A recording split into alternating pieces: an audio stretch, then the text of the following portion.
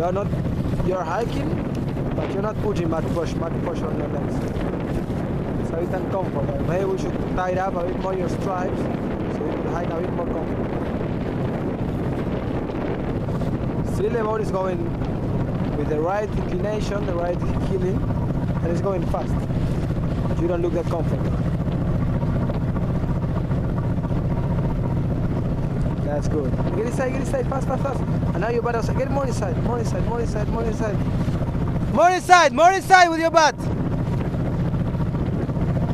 That's a bit better. And you can go forward when you do that, because when the wind gets lower, you can go a bit more forward. Cagney sail. Okay, that's pretty decent.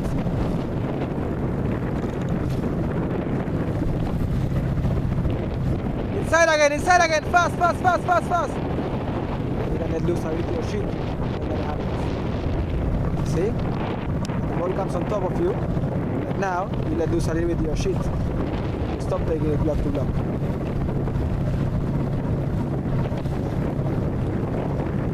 Trim a bit more your sail.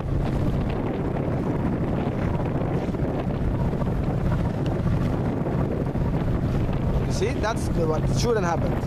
That's because your butt is too outside.